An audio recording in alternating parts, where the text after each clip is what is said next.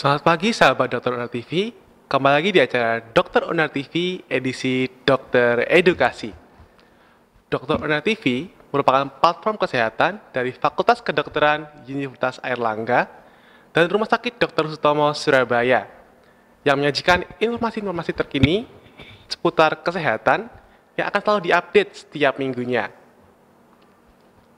Untuk itu teman-teman, jangan lupa untuk selalu mengikuti channel YouTube kami, Dr. Unair TV, dan Instagram kami @drunair_tv dan @fk_unair. Bagaimana nih kabar sahabat Dr. Unair TV? Semoga selalu sehat dan bahagia ya. Perkenalkan, saya Hendro Kusumo, Duta Fakultas Kedokteran Universitas Airlangga 2025, yang pada kali ini akan menjadi host dan juga memandu sesi dokter edukasi hari ini. Tema sesi dokter edukasi kita hari ini adalah sering pusing, sering sakit kepala, hati-hati tumor otak. Tentu saja, saya tidak sendiri pada kali ini. Telah hadir bersama kita seorang narasumber yang luar biasa dan ahli di bidangnya, yaitu Dr. Rahadian Indarto Susilo, spesialis bedah saraf konsultan, yang akan berbagi ilmu-ilmu berharga dengan kita pagi hari ini. Tanpa berlama-lama lagi, mari saja kita mulai dan mari kita langsung sapa narasumber kita. Selamat pagi Dokter Rahadian. Selamat pagi. Bagaimana dokter kabarnya hari ini? Alhamdulillah baik. Alhamdulillah baik dokter. Wah, tampaknya dokter sudah sangat bersemangat sekali ya dokter untuk mengisi sesi hari ini dokter. Sahabat Dokter Unair TV pasti juga sudah tak sabar ya untuk mengetahui seputar tumor otak. Jadi langsung saja kita mulai ya. Dokter, mungkin penonton di sini masih awam dokter dengan istilah mengenai tumor otak dokter. Dan istilahnya tumor itu mungkin suatu hal yang mengerikan ya dokter ya. Mungkin bisa dijelaskan dokter untuk definisi sendiri dan mungkin perbedaannya dengan istilah-istilah sejenis seperti kanker otak dokter. Baik. Jadi terima kasih. Pagi ini kita ngobrol-ngobrol tentang tumor otak. Nggak salah kalau dibilang orang kalau dengar istilah tumor otak itu pasti langsung wow gitu ya. Siapa yang nggak ngeri kalau dibilang penyakit tumor otak. Tapi sebenarnya apa sih tumor otak itu? Tumor adalah segala sesuatu jaringan yang harusnya tidak tumbuh, tapi kemudian dia tumbuh. Ya, artinya ini jaringan ini nakal nih. Sel yang harusnya dia tidak tumbuh lagi, dia tumbuh menjadi tidak terkendali. Sel yang awalnya 1 tumbuh jadi 2, 2 jadi 4, 4 belah lagi jadi 8, besar, yang awalnya tidak kelihatan sampai dia menjadi bentuk yang terlihat. Bahkan bisa besar, makin besar, makin besar. Tergantung dari sifat mutasi selnya tadi. Jika pembelahan sel tadi terjadi di otak, kita sebut sebagai tumor otak. Dan tumor otak itu bisa berasal dari segala macam sel yang ada di dalam jaringan otak. Bisa dari selaput otak, atau dikenal sebagai jaringan meningen, maka jadi meningioma, atau dari jaringan glia, sel otak, maka glioma. Tergantung bagian mana dari sel itu yang akan berubah sifat menjadi tumor. Nah, terus apa bedanya tumor dan kanker? Segala pertumbuhan tidak normal tadi menjadi benjolan disebut tumor. Benjolan tadi jika sifat pertumbuhannya itu cepat, kemudian dia menyebar ke jaringan sekitarnya secara invasif, bisa lepas kemudian masuk dalam peredaran darah dan muncul di tempat lain atau istilahnya metastasis, itu kita sebut sebagai tumor yang ganas atau dikenal sebagai kanker. Ya, jadi tumor itu bisa jinak, bisa ganas. Yang ganas tadi dikenal sebagai kanker. Baik dokter, berarti untuk pertumbuhan yang nakalnya itu ya dokter disebut sebagai tumor, dan jika sudah metastasis dan juga ganas maka disebut sebagai kanker dokter.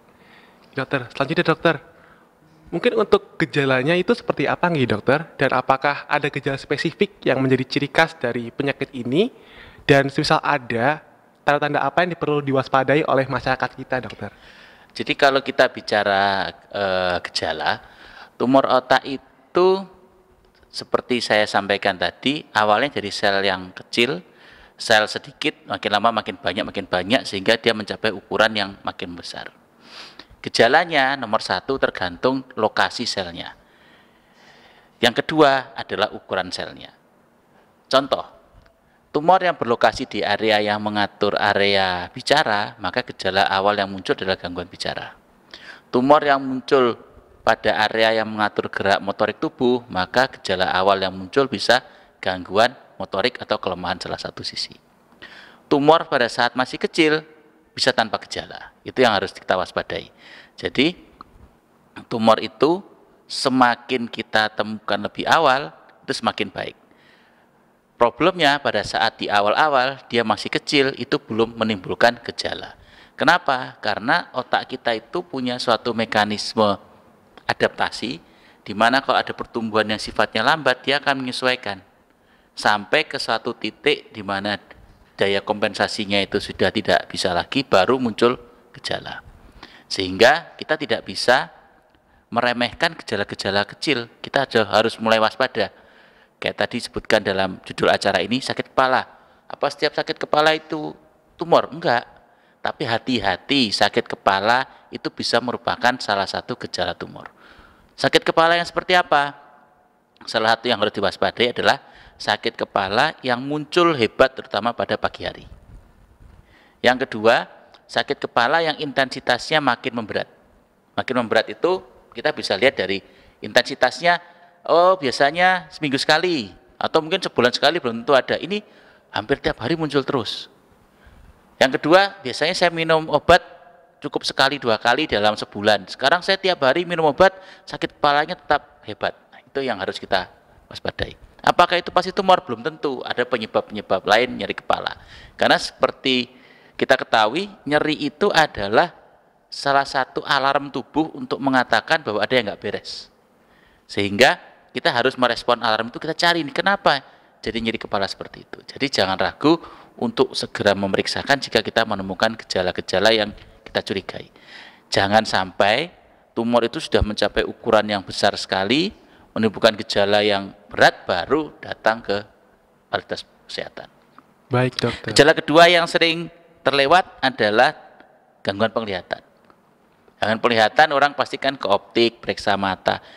Kalau sudah ke optik, sudah ke dokter mata bilang ini nggak ada apa-apa matanya, lensanya bagus, tekanan bola mata oke, tapi kenapa penglihatan saya terus menurun? Nah, bola matanya bagus, berarti ada sesuatu di belakang yang menekan saraf matanya. Nah, itu yang harus diwaspadai.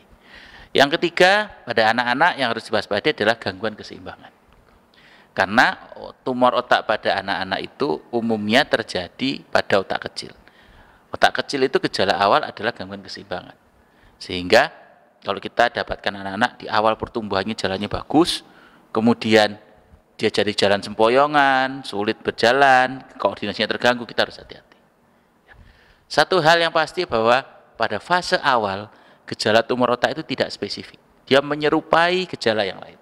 Sakit kepala, gangguan penglihatan, kepala terasa berputar, gangguan keseimbangan. Jadi kita tidak bisa meremehkan gejala-gejala tadi, segera dipastikan kira-kira ini betul ada tumor atau tidak, supaya semakin awal ditemukan maka outcome keberhasilannya akan lebih bagus.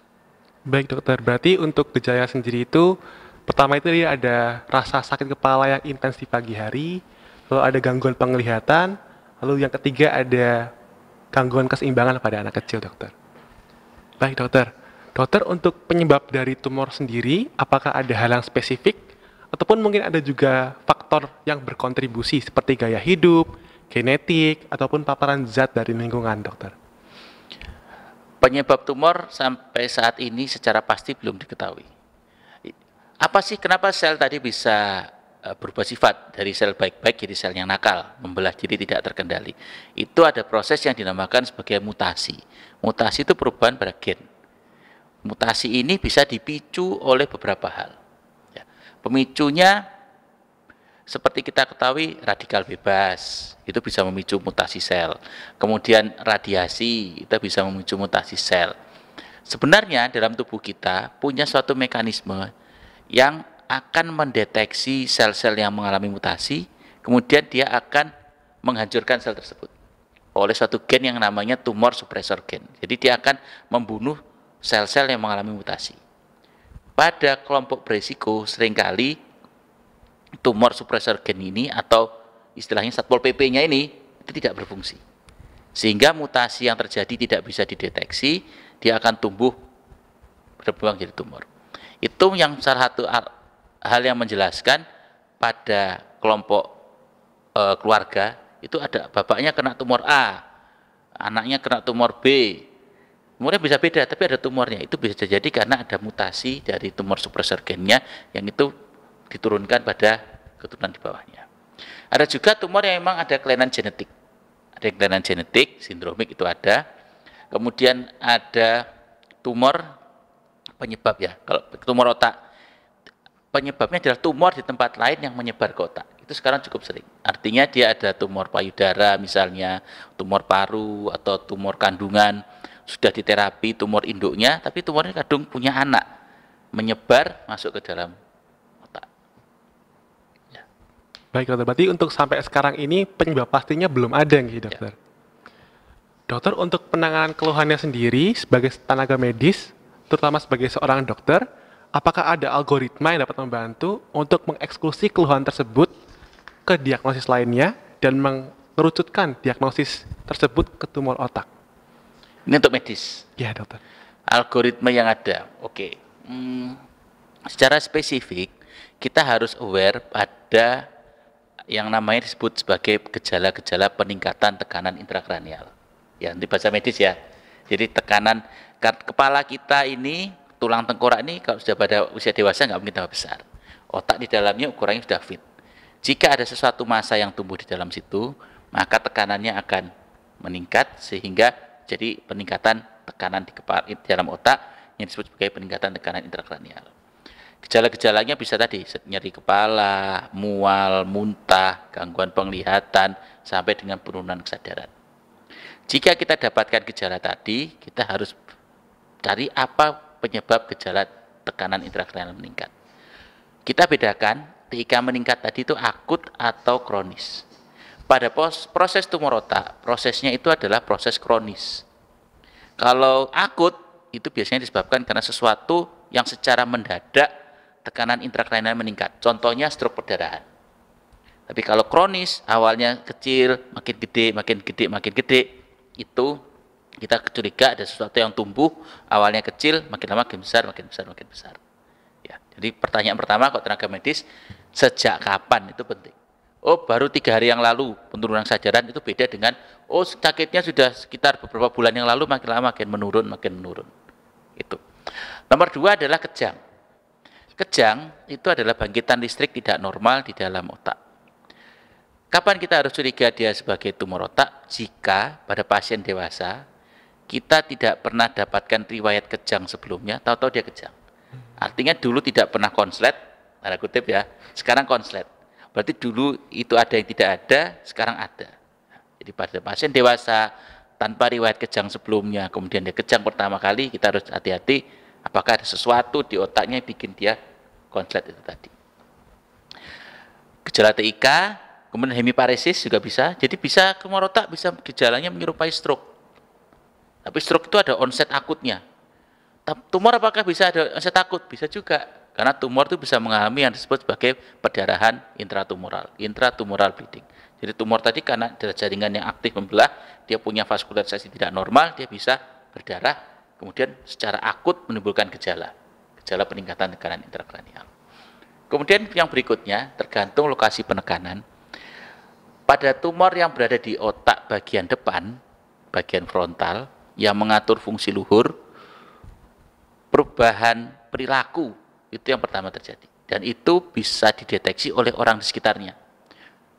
Mas ini dulu sabar kok sekarang marahan. Dulu bapak ini kerjanya performanya bagus, sekarang jadi kerjanya asal-asalan. Perubahan kepribadian. Tentu dicek psikiater ya, tapi jangan lupa sindroma otak organik itu bisa terjadi. Karena ada lesi massa yang mempengaruhi lubus frontalnya. Langkah berikutnya apa yang harus dikerjakan? Tentu pemeriksaan fisik. Pada fase awal bisa normal, karena tumor masih kecil. Jadi kita tidak bisa mengandalkan pemeriksaan fisik untuk secara sensitif menemukan tumor otak. Jadi kalau sudah ada faktor risiko itu tadi, kita lakukan screening. Screening itu apa sih? Screening itu apa bedanya dengan prosedur diagnostik? Screening itu dikerjakan pada kelompok beresiko, belum tentu ada penyakitnya. Sama seperti kalau jenengan orang disuruh pap smear, Itu kan bukan orang dengan CA cervix, tapi ada orang yang berisiko CA cervix, kita lakukan pap smear. Kenapa? Supaya ditemukan di stage yang paling dini sehingga bisa curable. CA cervix bisa disembuhkan asal tentukan awal. Nah, sama seperti hal itu. Kalau kita sudah mulai mencurigai, ini ada faktor resiko tumor apa? Nyeri kepala makin progresif, misalnya ada kejang, fisiknya masih normal, GCS-nya masih bagus, kesadarannya masih kompos mentis, tetap lakukan screening. Screening paling bagus apa? Kalau ditanya, pemeriksaan yang paling bagus adalah dengan menggunakan MRI. MRI itu bisa dengan baik melihat jaringan struktur otak, tanpa harus diberi zat kontras.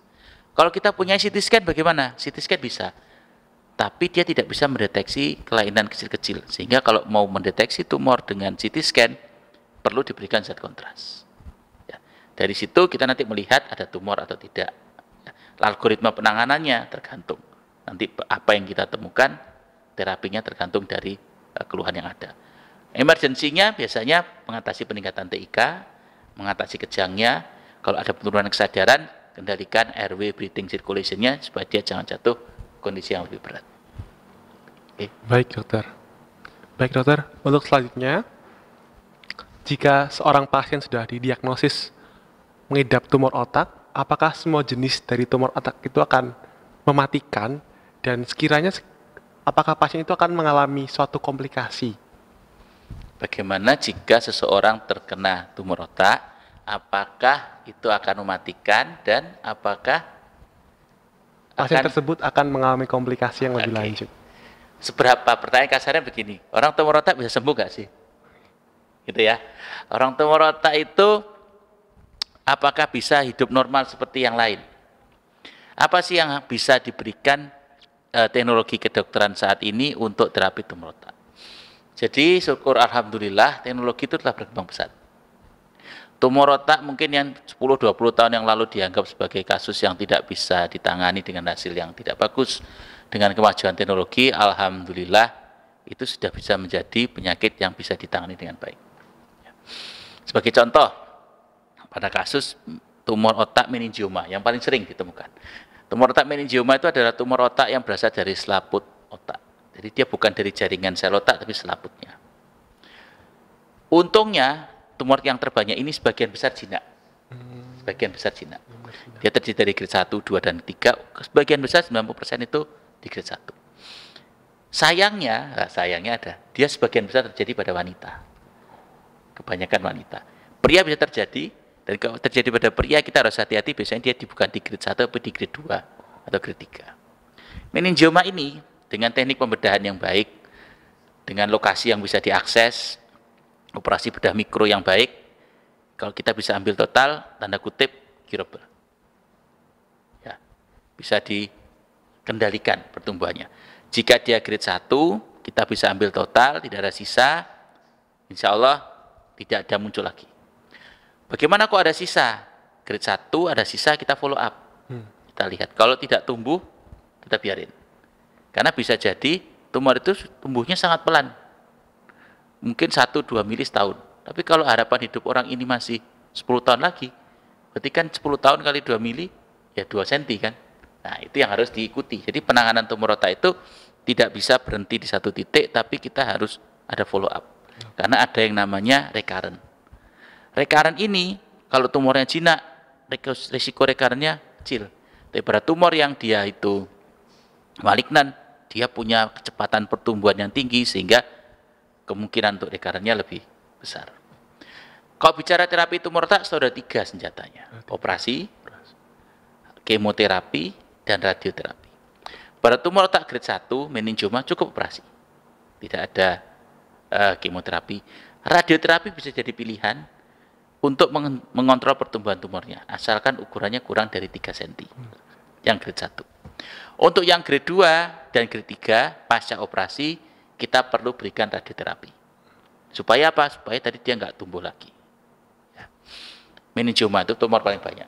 Tumor kedua, ini tadi yang sifatnya jinak ya. Kedua ini sifatnya ganas. Namanya glioma atau glioastrositoma.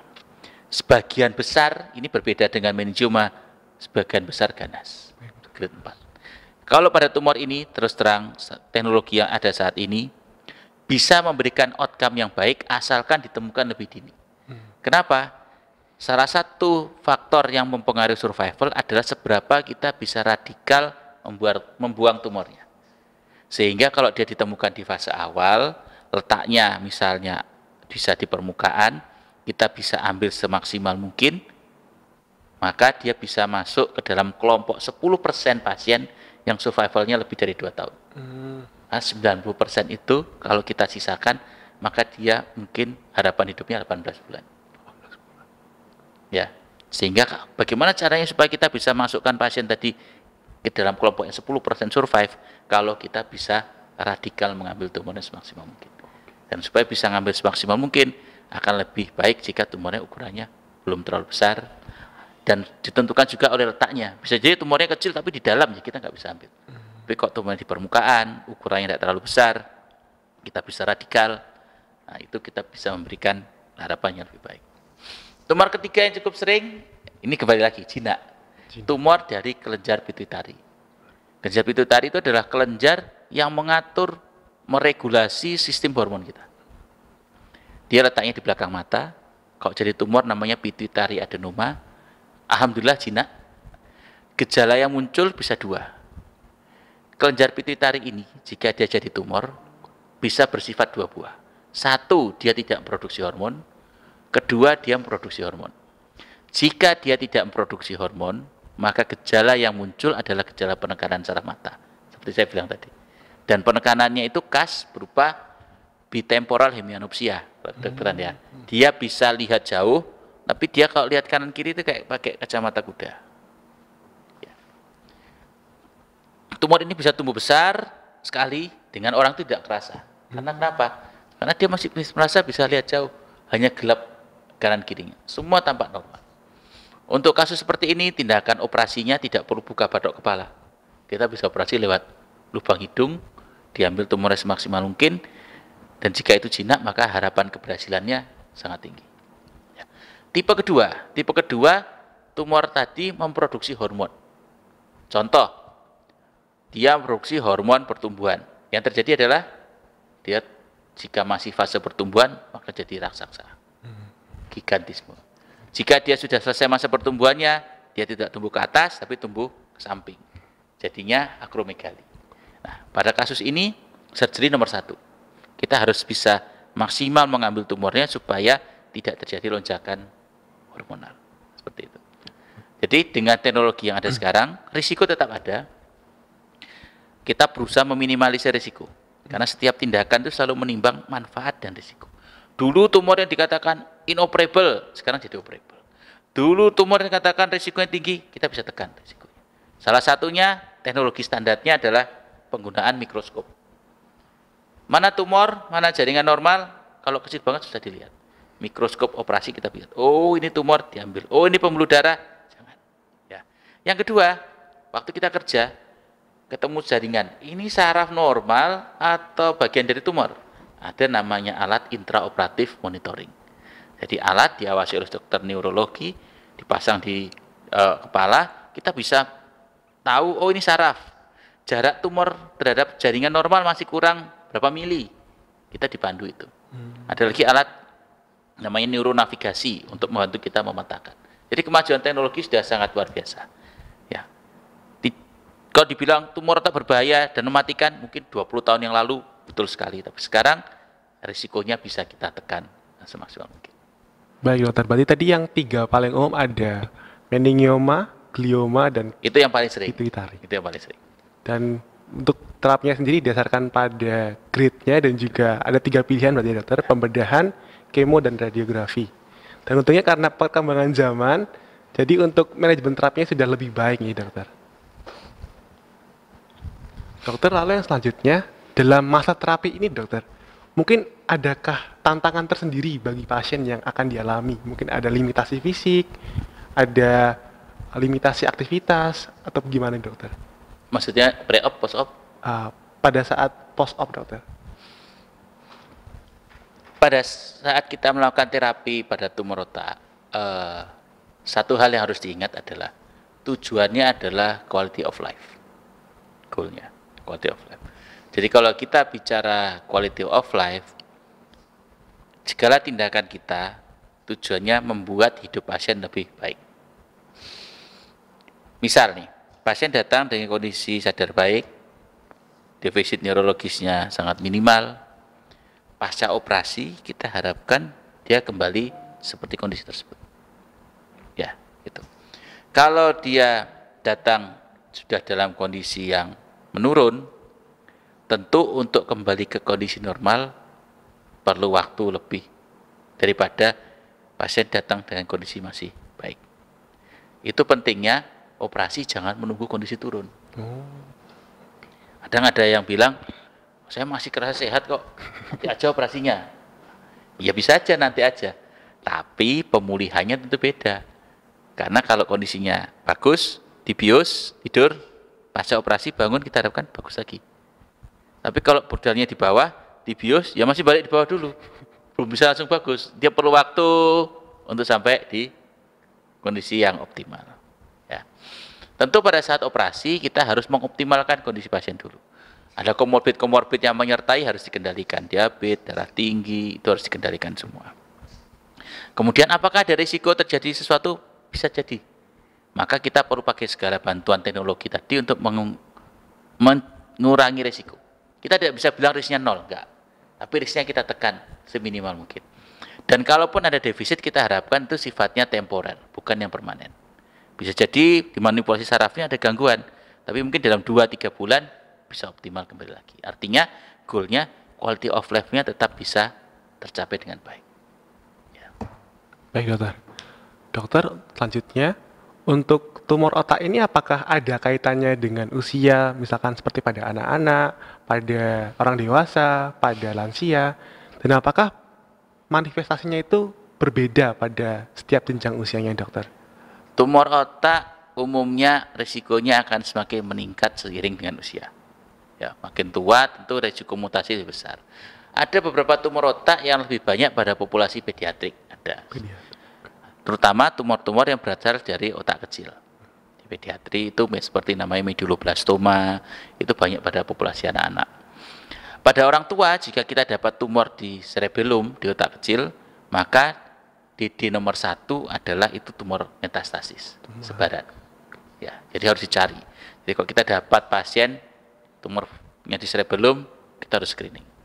Begitu juga kalau misalnya ada pasien dengan riwayat CA mama yang sering saya temukan itu, dia sudah mengalami operasi, kemo, radioterapi, semua sudah, disisnya terkontrol primernya, tapi tahu-tahu dalam 2 tahun kemudian muncul di kepala. Itu sering, cukup sering ditemukan. Ya, jadi kita harus hati-hati pada pasien-pasien dengan tumor dari luar, itu ada resiko untuk naik ke atas. Ya, mungkin itu. Ya. Oke dokter. Dokter, mungkin kita sekarang ke sesi mitos atau fakta ya dokter. Oke. Yang pertama dokter, mitos atau fakta, penggunaan smartphone yang berlebihan bisa memicu tumor otak. Itu sudah diteliti di banyak penelitian. Ya. Jawabannya mitos, tidak ada hubungan yang signifikan. Ya. Tapi ada tapinya, ya, ada tapinya. Walaupun dianggap tidak ada hubungan yang signifikan, ada satu jenis tumor namanya acoustic schwannoma. Dia itu berasal dari nervus acousticus di dalam porus acousticus internus, yang dikatakan bahwa risknya lebih tinggi pada kelompok yang aktif menggunakan handphone. Risknya ya, nah, risknya, tapi tidak dikatakan hubungan langsung. Tapi kalau tidak trennya tidak signifikan secara langsung, tapi dikatakan kelompok populasi ini kok sedikit lebih tinggi dibandingkan yang tidak. Namanya acoustic schwannoma. Kita lihat bahwa gelombang handphone itu kan tanda kutip kan dikatakan aman karena kita pakai sehari-hari ya. Tapi beberapa penelitian juga mengatakan kalau bisa dikurangi lebih bagus. Jadi kalau telepon pakai headset itu mungkin bagus daripada handphone tambahin. Ada penelitian yang mengatakan kalau kita masukkan handphone di dalam saku, tulang sias itu porositasnya berbeda antara yang dikasih handphone sama yang enggak. Nah, ya, jadi harus hati-hati. Kalau bisa dicegah, evidence-nya secara jelas mengatakan tidak berhubungan secara langsung, tapi risknya ada. Ya. Yang kedua dokter, mitos atau fakta, konsumsi makanan dan minuman tertentu dapat menyebabkan tumor otak? Agak sulit jawabnya ya. Konsumsi makanan tertentu dapat menyebabkan tumor otak. Mitos. Tidak ada evidence langsung yang mendukung bahwa makanan tertentu menyebabkan tumor otak. Kita sekali lagi bilang risiko. Kembali ke penyebab tumor otak itu adalah radikal bebas. Hindari makanan yang memicu radikal bebas. Itu. Karena biasa jadi tumor otak aja. Tumor yang lain pun bisa. Tumor yang memicu radikal bebas apa? Makanan-makanan. Katanya yang dibakar-bakar. Ya, yang diawetkan dengan cara tidak baik, yang mengandung bahan pestisida, yang mengandung pengawet yang bukan tempatnya, itu memicu radikal bebas segala macam, sel berubah sifat Jadi tumor. ya. Yang ketiga dokter, mitos atau fakta, stres berat bisa menyebabkan tumor otak? Stres berat bisa menyebabkan tumor otak, mitos. Tapi juga karena tidak ada penelitian yang menghubungkan secara langsung stres dengan tumor otak. Tapinya ada. Salah satu mekanisme untuk mencegah terjadinya tumor dalam tubuh kita adalah pasukan tadi yang akan bertugas mendeteksi sel-sel yang berubah sifat, mengalami mutasi. Pasukan ini bagian dari sistem imun tubuh. Ya, imun tubuh yang akan mendeteksi mana yang berubah sifat, mana yang tidak. Pada saat kondisi stres, kemampuan pasukan ini untuk mendeteksi, kemampuan imunitas kita itu menurun. Imun kita menurun. Sehingga dikatakan ini berisiko. Dia tidak bisa mengenali sel-sel yang tidak bekerja secara efektif mendeteksi sel-sel yang mengalami mutasi. Dokter, mungkin ini yang terakhir. Mungkin dokter, apakah ada take home message untuk sahabat Dokter Unair TV kita yang ada di rumah? Hari ini 8 Juni kita memperingati World Brain Tumor Day. Hari yang didedikasikan untuk meningkatkan kesadaran kita tentang tumor otak dan kita mendukung para pejuang yang melawan tumor otak. Penghormatan yang setinggi-tingginya kita sampaikan kepada para pasien tumor otak, keluarga, dan tenaga medis yang telah berjuang dengan penuh harapan dan keteguhan. Tumor otak bukan hanya tentang penyakit, juga tentang kekuatan, ketekunan, dan harapan yang tidak pernah padam. Mari kita sama-sama sebarkan pengetahuan dan berikan dukungan nyata untuk mereka yang bertahan, berjuang, dan juga telah pergi. Brain Tumor Day, hari untuk peduli dan hari untuk bertindak. Wah, sangat luar biasa sekali dokter. Bagaimana sahabat Dokter Unair TV semuanya? Sudah bertambah lagi ya ilmu kita hari ini, terutama terkait tumor otak yang mungkin masih awam. Berakhirnya sesi pemberian take home message juga menandakan berakhirnya sesi kebersamaan dokter edukasi kita hari ini. Kami mengucapkan terima kasih banyak kepada Dokter Rahadian yang sudah berkenan untuk hadir dan juga membagikan ilmunya kepada kita hari ini. Sehingga semakin hari, kita semakin tahu lagi bersama Dokter Unair TV. Untuk sahabat Dokter Unair TV, jangan lupa untuk ikuti kami di Instagram @drunair_tv dan @fk_unair. Juga channel YouTube kami, Dokter Unair TV, agar bisa selalu update seputar pengetahuan kesehatan setiap minggunya ya.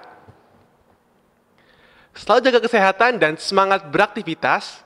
Saya Hendro Kusumo, selaku host hari ini, mengucapkan terima kasih banyak sudah menyaksikan Dokter Edukasi hari ini, dan sampai jumpa di Dokter Edukasi selanjutnya.